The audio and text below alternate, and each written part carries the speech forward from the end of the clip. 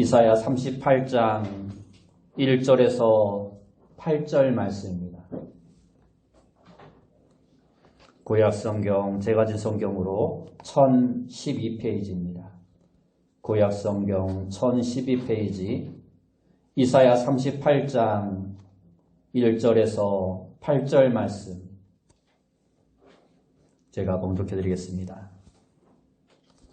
그때 히스기야가 병들어 죽게 되니 아모스의 아들 선지자 이사야가 나아가 그에게 이르되 여호와께서 이같이 말씀하시기를 너는 내 집에 유언하라 내가 죽고 살지 못하리라 하셨나이다 하니 히스기야가 얼굴을 벽으로 향하고 여호와께 기도하여 이르되 여호와여 구하오니 내가 주 앞에서 진실과 전심으로 행하며 주의 목전에서 선하게 행한 것을 기억하옵소서 하고 히스기야가 심히 통곡하니 이에 여호와의 말씀이 이사야에게 임하여 이르시되 너는 가서 히스기야에게 이르기를 내 조상 다윗의 하나님 여호와께서 이같이 말씀하시기를 내가 내 기도를 들었고 내 눈물을 보았노라. 내가 내 수 안에 15년을 도하고 너와 이 성을 아스로 왕의 손에서 건져내겠고 내가 또 이 성을 보호하리라. 이는 여호와로 말미암는 너를 위한 징조이니 곧 여호와께서 하신 말씀을 그가 이루신다는 증거이니라. 보라, 아스의 해식에 나아갔던 해 그림자를 뒤로 10도를 물러가게 하리라 하셨다 하라 하시더니 이에 해식에 나아갔던 해의 그림자가 10도를 물러가니라. 아멘. 우리 옆에 분들과 인사합시다. 만나서 반갑습니다. 다시 한번 인사합시다. 오늘도 큰 은혜 받읍시다. 오늘 우리가 읽은 말씀을 통해서 히스기야의 기도라는 제목으로 함께 은혜의 말씀 나누기 원합니다. 우리가 보고 있는 성경은 총 66권으로 되어 있으며 구약이 39권 그리고 신약이 27권으로 되어 있습니다. 그런데 신구약 성경 전체의 중간 정도를 펴면 이사야서가 나오는데 이 이사야서도 66장으로 되어 있습니다. 전반부가 39장으로 그리고 후반부가 27장으로 되어 있습니다. 1장부터 39장까지 전반기는 무서운 심판과 경고가 그 내용의 주를 이루고 있으며 40장부터 66장까지는 완전히 내용이 변해서 구원과 위로 그리고 메시아 등 희망적인 이야기들로 구성되어 있습니다. 그래서 어떤 신학자들은 이사야서를 신구약 66권을 요약해 놓은 책이다라고 말을 하기도 합니다. 그 가운데서 오늘은 이사야서 36장에서 39장까지 나오는 내용을 중심으로 해서 히스기야의 기도란 제목으로 함께 말씀을 살펴보며 은혜를 나누고자 합니다. 성경에 보면 많은 사람들의 기도의 내용이 나옵니다. 그 중에 구약에서는 짧으면서도 가장 많이 알려진 복에 복을 더하사 나의 지경을 넓혀달라는 야베스의 기도가 가장 잘 알려져 있고 또한 잠언 30장에 나오는 아굴의 기도도 유명한 기도 가운데 하나입니다. 아굴의 기도의 내용은 크게 세 가지인데 첫째는 허탄한 것, 즉 헛된 욕망을 버리게 해달라는 기도입니다. 그리고 둘째 기도는 거짓말을 멀리하게 해달라는 것, 다시 말하면 정직하게 살 수 있도록 해달라는 기도입니다. 그리고 셋째는 너무 가난하게도 너무 부하게도 하지 말아달라는 것. 다시 말해서 탐욕을 멀리하게 해달라는 기도였습니다. 신약에서 가장 유명한 기도는 주님께서 우리에게 가르쳐 주신 주기도문의 기도가 있습니다. 그런데 오늘 히스기야의 기도의 내용은 이러한 기도와는 조금 분위기가 다릅니다. 우리가 히스기야의 기도에 관하여 살펴볼 때 가장 먼저 생각해 보아야 할 것이 있습니다.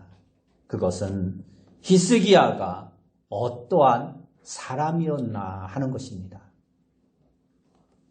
솔로몬이 죽은 후에 이스라엘은 남과 북으로 갈라졌습니다.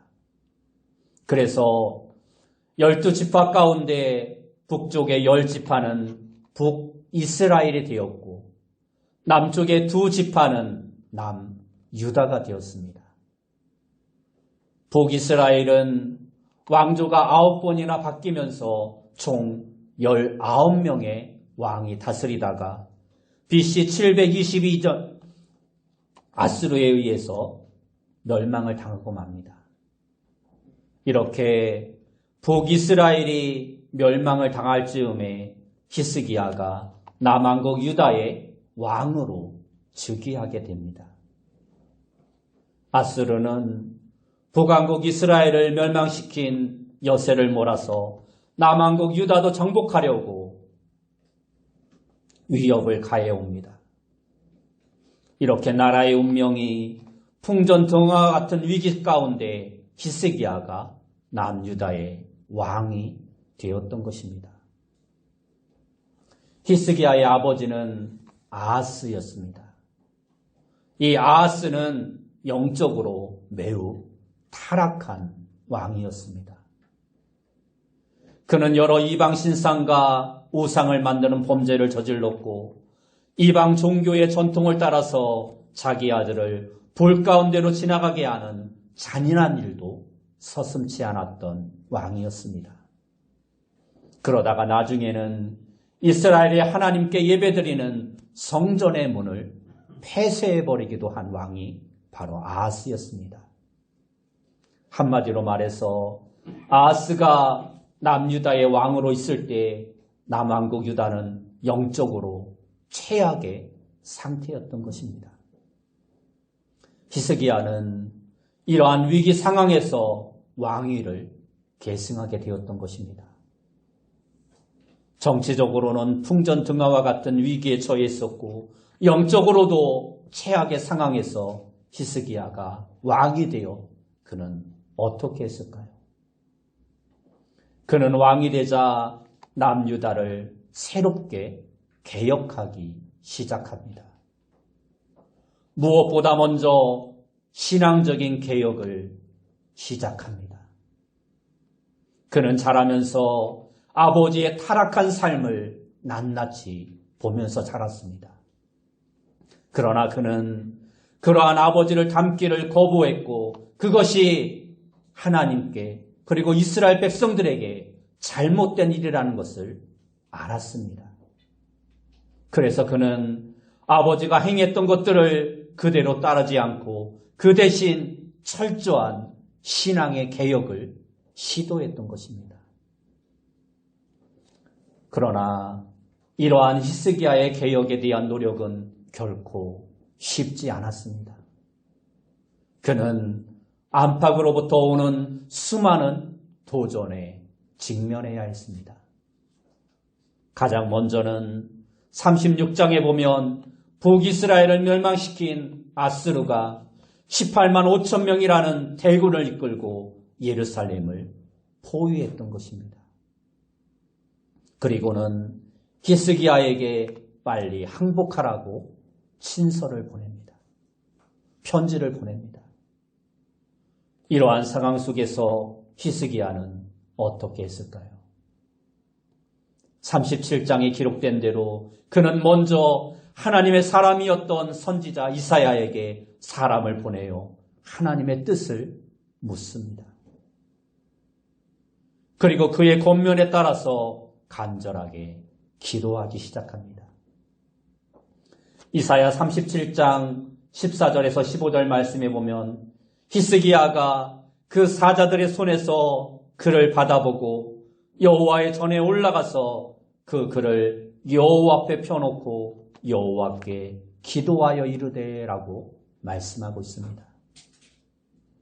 결과적으로 상황이 어떻게 되었습니까?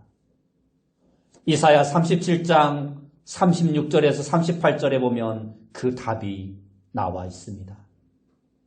말씀을 보면 여호와의 사자가 나가서 아수르 진중에서 18만 5천인을 쳤으므로 아침에 일어나 본즉 시체뿐이라. 이에 아수르의 사네립 왕이 떠나 돌아가서 니느웨에 거주하더니 자기 신 니스로그의 신전에서 경배할 때 그의 아들 아드람멜렉과 사라셀이 그를 칼로 죽이고 아라라 땅으로 도망하였으므로 그의 아들 에살 핫돈이 이어 왕이 되니라라고 말씀하고 있습니다. 하나님이 친히 개입하셔서 아수르의 병사들은 싸워보지도 않고 모두 죽임을 당하고 맙니다. 깜짝 놀란 아수르 왕 사네립은 자기 나라로 돌아갔지만 오히려 그곳에서 자기 아들들의 칼에 맞아서 죽임을 당하고 맙니다. 존 낙서는 우리에게 이러한 말을 남겼습니다. 기도하는 한 사람이 기도하지 않는 한 민족보다 강하다. 그렇습니다.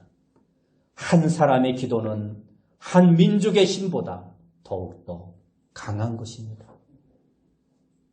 이처럼 한마디로 히스기야는 기도의 사람이었습니다. 그는 위기가 닥쳐왔을 때 그것을 이길 힘이 무엇인지를 바로 알았던 것입니다. 그래서 그는 위기의 순간 그 무엇보다 기도를 택했던 것입니다. 보통 사람들은 어떠한 문제가 생기고 나면 그 사람의 영적인 상태가 그대로 드러나게 됩니다. 어떠한 사람은 문제가 생겼을 때 염려부터 시작합니다. 문제를 앞에 놓고 전전긍긍하며 아직 일어나지도 않은 가능성까지 끌어다가 미리 걱정을 합니다. 그리고 문제를 최대한으로 부풀려서 크게 만듭니다.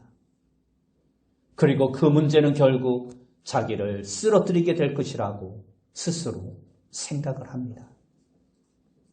그리고는 그 원인을 자기에게서 찾는 것이 아니라 남에게서 찾기 시작합니다. 그래서 그 사람에게 원망과 불평을 쏟아놓기 시작합니다. 또 어떤 사람은 문제를 앞에 놓고 머리를 굴리는 사람이 있습니다. 이 문제를 해결하기 위해서 누구의 도움이 필요한가를 생각하여 그에게 도움을 청합니다. 누구를 찾아가서 어떤 부탁을 해야 할지 고민하며 머리를 굴리는 것입니다. 그런가 하면 문제가 생기면 먼저 기도부터 하는 사람이 있습니다.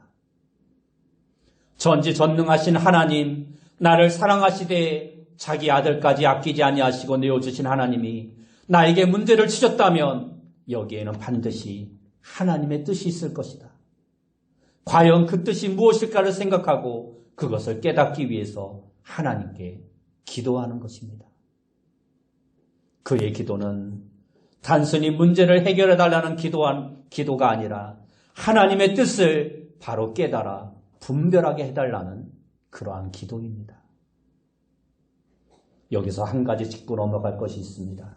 그것은 히스기야가 왜 이러한 위기를 맞이하게 되었는가 하는 것입니다. 히스기야는 하나님의 뜻대로 살려다가 위기를 맞이하게 되었던 것입니다. 어찌 보면 그는 스스로 이 위기를 자초한 사람이었습니다. 왜 그랬습니까? 히스기야에게는 편안함과 안일한 생활보다 하나님의 뜻이 더 중요했기 때문입니다. 그는 문제를 앞에 놓고 무작정 염려하거나 머리를 굴리지 않았습니다.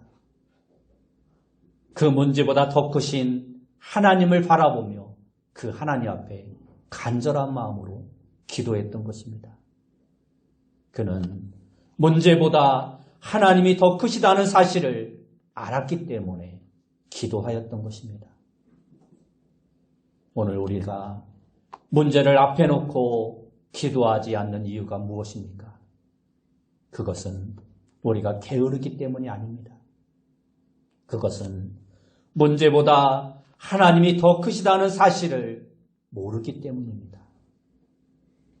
하나님의 기쁘신 뜻이 있어서 우리에게 그 문제를 허락하셨다는 사실을 우리가 알지 못하기 때문에 기도하지 않는 것입니다.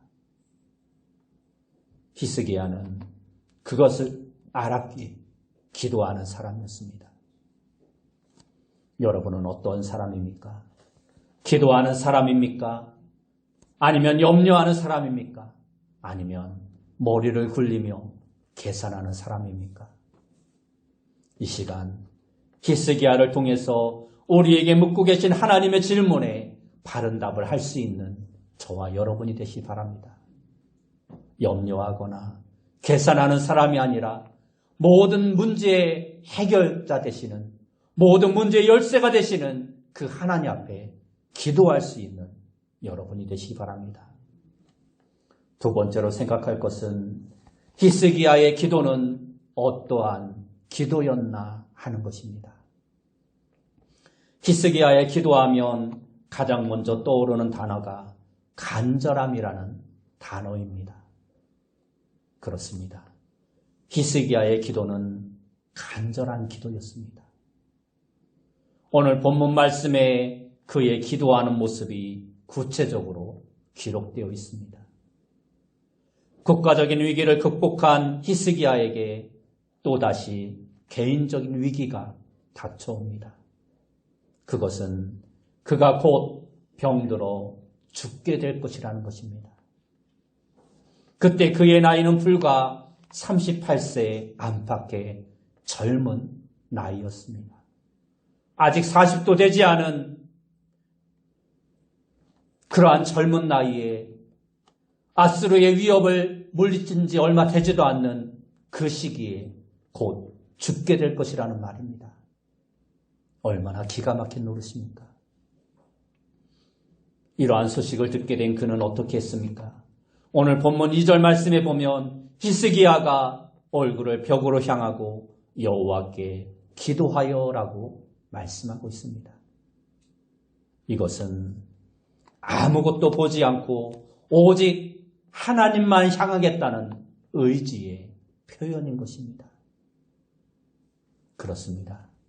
그는 자기의 병이 간단한 병이 아니라는 사실을 깨닫게 되었을 때 전심을 다해 하나님께 매달렸습니다. 그는 아무리 국력이 기울었다 하더라도 한 나라의 왕이었습니다. 많은 의원을 불러들일 수도 있었고 종도를 시켜 귀한 약재를 구해오라고 명령할 수도 있었습니다. 그러나 히스기야는 자신의 병이 그러한 종류의 병이 아니라는 사실을 알았습니다. 오직 하나님만이 고칠 수 있는 병이라는 사실을 그는 알았기에 오직 하나님만 바라보며 하나님께 간절한 마음으로 기도했던 것입니다. 그러면 하나님은 그의 간절함을 보시고 그의 병을 고쳐주셨을까요? 다시 말해서 그의 간절함이 기도 응답의 조건이었을까 하는 것입니다. 정답부터 말씀드리면 그렇지 않다라는 것입니다. 만일 간절함이 기도 응답의 열쇠라면 오늘날 기도 응답을 받지 못한 사람들은 모두가 간절하게 기도하지 않았기 때문이라는 결론에 이르게 됩니다. 물론 그의 기도는 간절한 기도였습니다. 그리고 성경에 나오는 기도 응답의 대부분은 모두가 이처럼 간절한 기도였습니다. 그러나 그보다 더 중요한 것이 있습니다. 그것은 무엇을 위한 간절함이냐 하는 것입니다. 하나님이 우주 만물을 다스리시고 개인의 생사와 복을 주관하시는 분이시라면 그의 병을 고쳐주시는 분도 분명 하나님이시지만 그에게 그러한 중병을 허락한 분도 또한 하나님이심에 틀림이 없는 것입니다. 그러면 하나님은 왜 그에게 이러한 중병을 허락하셨으며 왜 또 그 병을 고쳐주셨을까요? 먼저 기도 응답에 관한 부분부터 생각해 볼 필요가 있습니다. 하나님은 히스기야의 간절한 기도를 들으시고 응답해 주셨습니다. 그래서 그의 수명을 15년이나 연장시켜 주셨습니다. 그러면 그의 간절한 기도는 하나님의 계획을 변경시킨 것일까요? 그렇지 않습니다. 히스기야의 기도는 하나님의 계획을 변경시킨 것이 아니라 하나님의 계획을 이룬 것입니다. 성경은 우리에게 계획은 하나님이 먼저 세우시고 응답은 우리의 기도를 통해 이루신다는 사실을, 그리고 기도는 하나님의 계획을 변경시키는 것이 아니라 하나님의 계획을 오히려 이루는 것이라는 것을 우리에게 가르쳐주고 있습니다. 히스기야의 기도 역시 마찬가지였습니다. 히스기야가 하나님의 계획을 알고 기도했는지 모르고 기도했는지는 우리가 알 수 없습니다. 그러나 분명한 것은 그가 하나님의 계획 속에서 분명히 더 살아야 한다라는 것은 분명한 사실이었습니다. 어떠한 근거로 그렇게 말할 수 있습니까? 마태복음 1장에 보면 예수 그리스도의 족보가 나오고 있습니다. 마태복음 1장 10절에 보면 이렇게 기록되어 있습니다. 히스기야는 므낫세를 낳고 므낫세는 아몬을 낳고, 계속해서 예수 그리스도의 족보가 소개되고 있습니다. 그렇습니다. 히스기야는 므낫세를 낳고 므낫세는 아몬을 낳고, 그리고 결국에 그 계보를 따라서 예수님이 태어나셨던 것입니다. 그런데 문제는 죽을 병에 걸려있을 당시 히스기야에게는 아직 후계자가 없었습니다. 히스기야는 이 사건이 있은 지 3년이 지난 후에야 비로소 므낫세를 낳습니다. 그러니까 그의 기도는 하나님의 계획을 변경시킨 것이 아니라 하나님의 뜻에 맞는 하나님의 계획을 이루는 기도였던 것입니다. 만일 히스기야가 기도하지 않았다면, 그래서 그대로 죽기라도 했다면 그는 하나님의 계획에 맞대한 차질을 빚게 만들었던 것입니다. 다시 말해서 그가 기도하지 않고 생명 연장을 받지 않았다면 그는 하나님의 역사를 가로막는 죄를 짓게 되는 것입니다. 그러한 의미에서 하나님의 사람들이 기도하지 않는 것은 하나님의 역사를 가로막는 죄가 된다는 것을 우리는 알아야 합니다. 그렇습니다.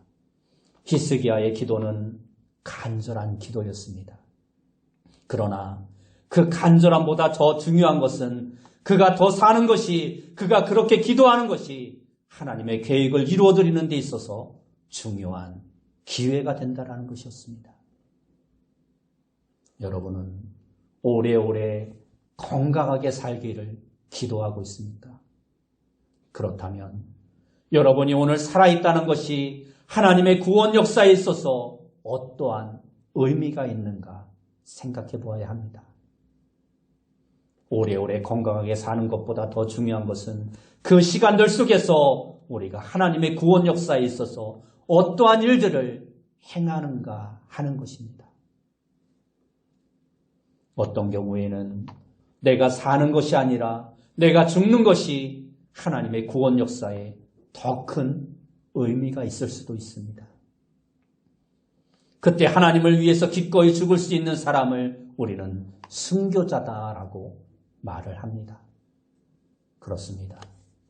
내가 하루를 더 사는 것보다 더 중요한 것은 하나님의 뜻 안에서 의미 있게 살아가는 것입니다.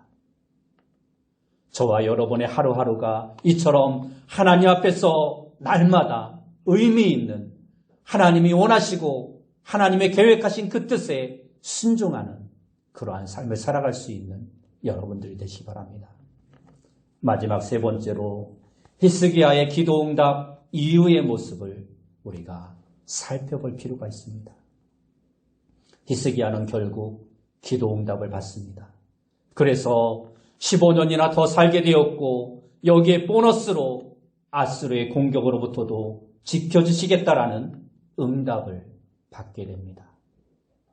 그런데 그 다음이 문제였습니다. 기도응답 이후에 히스기야는 큰 실수를 저지르고 맙니다. 그 내용이 이사야 39장에 기록되어 있습니다. 그 당시 강대국은 아수르였습니다.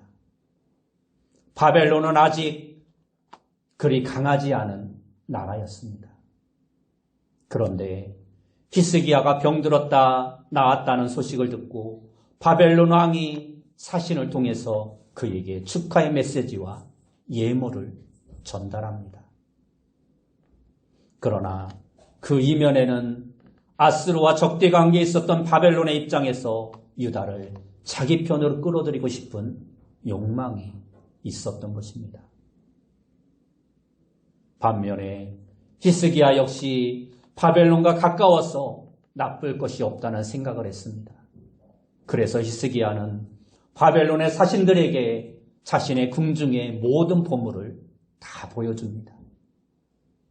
그 이유는 그렇게 함으로 유다가 동맹으로서 중요하다라는 인상을 심어주려고 했던 것입니다. 그러나 오히려 그것을 본 사신들은 예루살렘이 약탈할 것이 많은 성읍이라 생각을 합니다. 그리고 그 일을 계기로 바벨론은 기회만 엿보다가 유다를 함락시키고 맙니다. 결국 히스기야는 돌이킬 수 없는 큰 실수를 범하고 만 것입니다. 그가 바벨론에서 온 사신들에게 보여주어야 했던 것은 궁중의 본물이 아니라 하나님의 능력이었습니다. 아수르의 군사 18만 5천 명이 쳐들어왔을 때 하나님께서 그와 함께 하시니 일순간에 아수르의 군사들이 죽임을 당하고 물러갔다는 사실을, 내가 죽을 병에 걸렸지만 하나님께 기도했더니 15년이나 생명을 더 연장해 주셨고, 우리 유다 나라는 겉으로 보기에는 작고 보잘것없는 나라이지만 우리 뒤에는 크고 강하신 만군의 하나님 여호와가 함께 하신다는 사실, 그것을 히스기야는 자랑해야 했던 것입니다. 그러면 히스기야가 왜 그러한 실수를 범하고 말았을까요? 그 이유를 비슷한 내용을 담고 있는 역대기서 기자는 이렇게 이야기합니다. 역대하 32장 24절에서 25절 말씀에 보면 이렇게 기록하고 있습니다.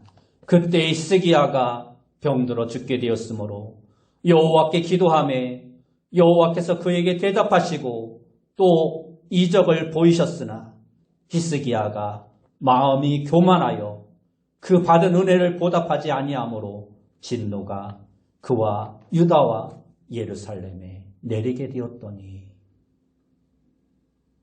한마디로 그의 실수는 교만이라는 것입니다. 히스기야가 마음이 교만하여 그 받은 은혜를 보답하지 아니하였다라고 말합니다. 진정한 기도응답의 결과는 겸손이어야 합니다. 왜 그렇습니까? 기도응답이란 도저히 내 힘으로, 내 능력으로, 내 계산이나 내 판단으로 불가능한 일을 하나님이 해주셨기에 우리는 겸손할 수밖에 없는 것입니다. 내가 잘나서, 내가 의로워서, 내가 능력이 있어서 기도응답을 받은 것이 아닙니다. 오직 하나님의 은혜로 받은 것이 기도응답인 것입니다. 그러므로 우리는 기도응답에 있어서 겸손함을 가져야 합니다.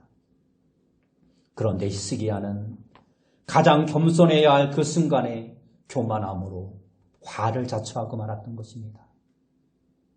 그렇습니다. 기도 응답의 결과로 우리 마음속에 교만이 자리 잡게 된다면 차라리 기도 응답이 되지 않는 것이 오히려 더 나은 것입니다. 사도 바울을 보십시오. 그의 몸에는 수시로 그를 괴롭게 하는 육체의 가시가 있었습니다. 그래서 그것을 제거해달라고 하나님께 간절히 기도합니다. 그러나 하나님은 그러한 사도 바울의 기도를 들어주시지 않습니다. 왜 그렇습니까? 그 가시는 사도 바울이 자고하지 않게 하시려고, 쉽게 말해서 그를 겸손하게 하시려고 그에게 허락하신 하나님의 선물이었던 것입니다. 그런데 그것을 제거해버린다면 천하의 사도 바울도 얼마든지 교만해질 수 있다는 사실을 하나님은 아셨기 때문입니다. 결국 그는 자기의 연약함이 하나님의 능력이 머무는 자리라는 사실을 깨닫게 됩니다. 그러한 사실을 깨달은 사도 바울은 자기의 기도를 들어주시지 않은 하나님께 오히려 감사하며 자신의 연약함이 오히려 강함이라고 말씀합니다. 그는 기도 응답을 받지 못했지만 오히려 그 일을 통해서 더욱더 겸손함을 잃지 않았던 것입니다. 말씀을 정리하겠습니다. 오늘 우리는 히스기야를 통해서 많은 것을 깨닫게 됩니다. 무엇보다 그는 하나님의 사람이었습니다. 하나님의 사람은 곧 기도의 사람입니다. 그는 어떠한 경우에도 염려하거나 자기 머리로 계산하려 하지 않았습니다. 모든 문제를 기도로 해결하였습니다. 여러분은 어떠한 사람입니까? 어려움을 만났을 때 하나님이 모든 문제의 열쇠라는 것을 믿고 기도하는 귀한 성도님들이 되시기 바랍니다. 또한 그는 기도할 때 간절한 마음으로 기도하였습니다. 그러나 그의 기도가 응답된 것은 그 간절함 때문만은 아니었습니다.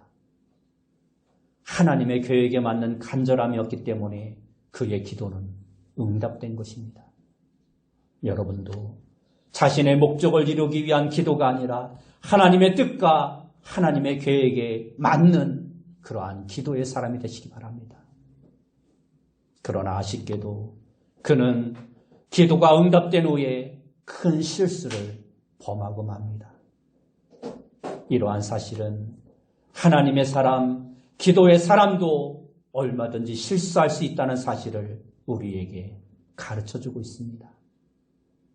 모세가 그랬고 다윗도 그러했습니다. 그러므로 우리는 사도 바울의 권면처럼 선줄로 생각하거든 넘어질까 조심하는 자가 되어야 합니다. 특별히 기도가 응답되기 전보다 기도가 응답된 후에 우리는 더욱더 겸손하고 조심하는 자가 되어야 합니다. 여러분 모두가 오늘 히스기야처럼 기도의 사람이 되시고 기도의 응답 후에도 교만하지 말고 더욱더 겸손히 하나님께만 영광을 돌리며 날마다 말씀 안에서 승리하는 삶을 살아가는 귀한 성도님들이 다 되시길 예수님의 이름으로 축원합니다. 함께 기도하겠습니다. 사랑하는 주님 감사합니다. 오늘 우리가 말씀을 통해서 히스기야에 대하여 살펴본 것처럼 늘 기도하는 사람이 되어지게 하시고 기도의 응답이 있어진 후에도 교만하지 말고 늘 겸손함으로 모든 영광을 하나님께만 돌리는 겸손한 삶의 모습이 우리에게 있어질 수 있도록 인도하여 주옵소서. 예수님의 이름으로 기도드리옵나이다.